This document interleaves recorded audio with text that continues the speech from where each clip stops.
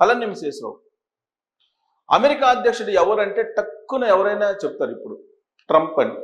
దానికి కారణం ఏంది? పిచ్చి తొగ్గులకు పనులు చేసినందు కారణంగానే అందరి నోళ్లలో నానుతూ ఉన్నాడు.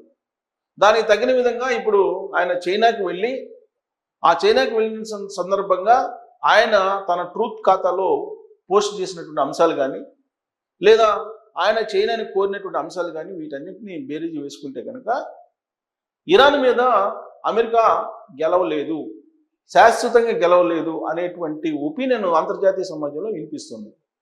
కారణం ఏంటి అని అంటే స్టార్టింగ్లో ఇరాన్ మీద యుద్ధం స్టార్ట్ చేసినప్పుడు ఆపరేషన్ ఎపిక్ ఫ్యూర్ అని పేరు పెట్టారు దానికి. మనం కనుక పాకిస్తాన్ మీద యుద్ధానికి వెళ్ళినప్పుడు ఆపరేషన్ సింధూర్ అని పేరు పెట్టాం కదా, అదే తరహాలో ఇరాన్ మీద అమెరికా యుద్ధానికి వెళ్ళినప్పుడు ఆపరేషన్ ఎపిక్ ఫ్యూర్ అని అన్నారు. ఇప్పుడు ఏమంటున్నారు? ఆపరేషన్ ఎపిక్ ఫ్యూర్ అనేది ముగిసిపోయింది, సో ఇప్పుడు ఆపరేషన్ స్లెడ్జ్ హ్యామర్ అని పేరు పెడుతున్నారు. ఏంటి ఆపరేషన్ స్లెడ్జ్ హ్యామర్ అంటే? భూతల యుద్ధానికి సిద్ధమవుతున్నాము అని చెప్తున్నారు. ఇప్పుడు నావికా దళం అయిపోయింది, ఇప్పుడు ఆర్మీకి వస్తున్నారు, భూతల యుద్ధానికి వస్తున్నామని చెప్పి చెబుతున్నారు. ఇరాన్ని మొత్తాన్ని మేము ఆక్యుపై చేస్తాము, సైనిక చర్యకు దిగుతామని చెప్పి హెచ్చరిస్తూ ఉన్నాడు ట్రంప్. ఎక్కడ హెచ్చరిస్తూ ఉన్నాడంటే చైనాకి వెళ్ళడానికి ముందుగా ఆయన చేసినటువంటి హెచ్చరిక మళ్ళీ తాజాగా కూడా హెచ్చరించారు. దానికి ధీటుగా ఇరాన్ కూడా హెచ్చరించింది. ఏం హెచ్చరించింది? యురేనియం ఇచ్చేది లేదు, ఖచ్చితంగా అణు ప్రయోగాలు చేస్తాము, ఒకవేళ అమెరికా కనుక సైనిక చర్యకి దిగితే అణు యుద్ధం తప్పదు అని చెప్పి ఇరాన్ ప్రకటించింది. ఇరాన్ సైన్యానికి సమాంతరంగా ఐఆర్జిసి అనేది ఉంది. ఐఆర్జిసి సమాంతరమైనటువంటి సైన్యం. అది కేవలం ఇరాన్ సుప్రీం లీడర్కి మాత్రమే మాట వింటుంది. ఇప్పుడు సుప్రీం లీడర్కి కూడా మాట వింటలేదు ఐఆర్జిసి అనేది అంతర్జాతీయ సమాజంలో వినిపిస్తోంది. మరి ఇప్పుడు ట్రంప్ ఇరాన్లో ఉండేటువంటి ఎవరికి వార్నింగ్ ఇస్తున్నారు? ఐఆర్జిసికి ఇస్తున్నారా, లేదంటే ఇరాన్లో ఉండేటువంటి సుప్రీం లీడర్లకు ఇస్తున్నారా? ఇరాన్లో ఉండేటువంటి సుప్రీం లీడర్లు అందరినీ మేము చంపేశాము, వాళ్ళు ఎవరు లేరు, కాబట్టి ఇరాన్ మీద యుద్ధం అయిపోయిందని చెప్పారు ట్రంప్. కానీ ఇరాన్ హార్ముజ్ జలసంధిని మూసేసింది. ఈ హార్ముజ్ జలసంధి నుంచి ఎవరిని వెళ్లకుండా చేసేసింది. మరి అమెరికా ఏం చేసింది? ఇప్పుడు దాదాపు నెలన్నర తర్వాత ఇరాన్ చుట్టూ హార్ముజ్ ఉంది, ఆ ఇరాన్ని చుట్టుముట్టింది అమెరికా. హార్ముజ్ ఏమో ఇరాన్ చుట్టుముడితే ఇరాన్ని అమెరికా చుట్టుముట్టింది. వెరసి ప్రపంచాన్ని ఇబ్బందులు పెడుతున్నారు ఇరాన్ అటు అమెరికా రెండు. ఇదంతా కూడా అమెరికా అధ్యక్షుడు ట్రంప్ అనాలోచిత నిర్ణయం కారణంగా జరిగిందనేది అమెరికా అధ్యక్షుడి క్యాబినెట్లో ఉండేటువంటి కొంతమంది మంత్రులే ప్రస్తావిస్తున్నారు. లాస్ట్కి అమెరికా సైన్యాధ్యక్షుడు, అమెరికా సైన్యంలో ఉండేటువంటి ఉన్నతాధికారులు కూడా ట్రంప్ని వ్యతిరేకిస్తూ ఉన్నారు. కొంతమంది రిజైన్ చేసి కూడా వెళ్ళిపోయారు. ఇలాంటి పరిస్థితి అమెరికాలో నెలకొన్నటువంటి క్రమంలో ఆయన చైనా వచ్చారు. చైనాలో జిన్పింగ్ తోటి సమావేశం అయ్యారు. ఆయన వస్తూ ఎలన్ మాస్క్ని అలాగే ఎన్విడియా అధినేతని తీసుకొచ్చారు. టెస్లా అధినేతని, ఎన్విడియా అధినేతని తీసుకొచ్చారు, ఎంటబెట్టుకుని తీసుకొచ్చారు. దానికి కారణం ఏంటి? అక్కడ సెమీ కండక్టర్స్కి డిమాండ్ ఉంది చైనాలో. వాళ్ళని కాదని సెమీ కండక్టర్స్ని తయారు చేసిన పరిస్థితి కూడా లేదు. అక్కడ విలువైనటువంటి మెటల్స్ ఉన్నాయి చైనాలో, ఆ మెటల్స్ అవసరం. దానికి సంబంధించినటువంటి ఒప్పందాలు, వాణిజ్య ఒప్పందాలు కుదుర్చుకోవడానికి ప్రయత్నం చేశాడు ట్రంప్. వాస్తవంగా చైనాకి మిగులు వాణిజ్యం ఉంది, వాణిజ్య మిగులు ఉంది. ఈ వాణిజ్య మిగులు ఉండకూడదు అనేది ట్రంప్ యొక్క ఆలోచన.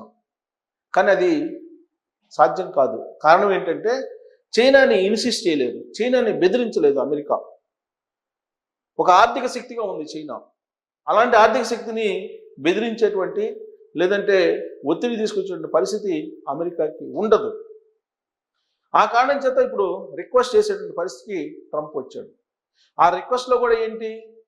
ఇప్పుడు ఇరాన్ చేత యుద్ధాన్ని ఆపించాలి, ఇరాన్ చేత అణువాయుధాలు తయారు చేయటం ఆపించాలి అనేటువంటి ఒక లైజనింగ్ని చైనాతోటి చేస్తున్నారు. అందుకే చైనా అధ్యక్షుడు జిన్పింగ్ కొద్దిసేపటి క్రితమే ఒక స్టేట్మెంట్ ఇచ్చారు.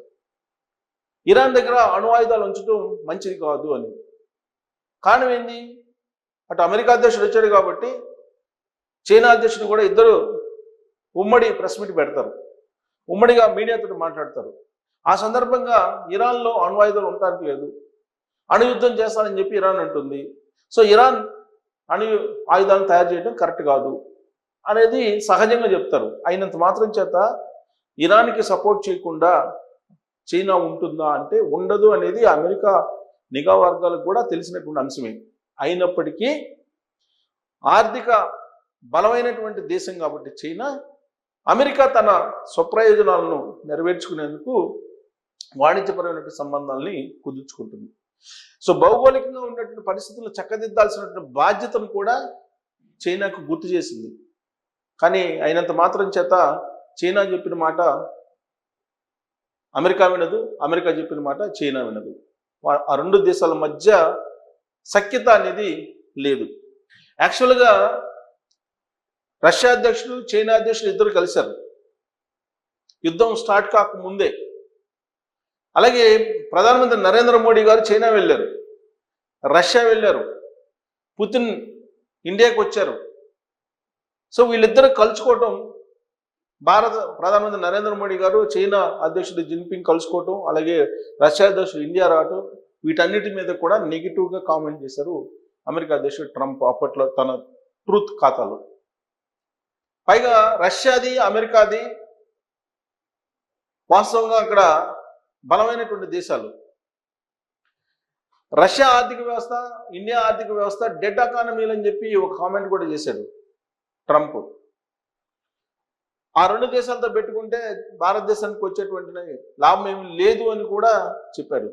భారతదేశం కనుక ఒకవేళ చైనాతోటి ఒప్పందాలు కూల్చుకున్నా, లేదంటే చైనాలతో సఖ్యతగా ఉన్నా, రష్యాతోటి సఖ్యతగా ఉన్నా ట్యాక్సులు వేస్తామని చెప్పి ట్యాక్సులు కూడా వేసి బెదిరించాడు. రష్యా నుంచి ఆయిల్ కొనుగోలు చేయకుండా ఆపించాడు కూడా ఎవరు? అమెరికా అధ్యక్షుడు ట్రంప్. అదే ట్రంప్ మళ్ళా హార్మోజ్ మూసేసిన తర్వాత ఆంక్షలను ఎత్తివేసి రష్యా నుంచి మీరు ఆయిల్ని కొనుగోలు చేసుకోండి అని చెప్పి చెప్పారు. అంటే ట్రంప్ ఏది అనుకుంటే అది జరగాలని చెప్పి అనుకుంటారు ప్రపంచంలో. కారణం ఏంటి? అమెరికా అగ్రరాజ్యం, అగ్రరాజ్యానికి అధ్యక్షుడు ట్రంప్ కాబట్టి. కానీ చైనా దగ్గర ఆ పప్పులు ఉడకవు. అందుకే ఇప్పుడు ఆ యుద్ధాన్ని ఆపేటువంటి బాధ్యతని చైనాకి అప్పగించి ఉండవచ్చు అనేది అంతర్జాతీయంగా ఉండేటువంటి నిపుణులు భావిస్తూ ఉన్నారు. ఎందుకంటే అమెరికా చెప్తే ఇరాన్ వినేటువంటి పరిస్థితి లేదు. అందుకే ఆపరేషన్ ఎపిక్ ప్యూర్ ఆగిపోయింది. ఇప్పుడు ఆపరేషన్ స్లెడ్జ్ హ్యామర్ స్టార్ట్ చేస్తున్నాం అని చెప్పి జిన్పింగ్ చెప్పాడు. అంటే సైనిక చర్యకి దిగక తప్పనటువంటి పరిస్థితి అని చెప్పి చైనాకి చెప్తే, చైనా ఇరాన్ మీద ప్రెజర్ చేస్తే అప్పుడు ఇరాన్ యుద్ధాన్ని నుంచి విరమించుకుంటుంది అనేటువంటి ఆలోచన ట్రంప్ చేస్తున్నారు. మరి అది నెరవేరుతుందా అనే దాని మీద మీరు కామెంట్ చేయొచ్చు. Thank you.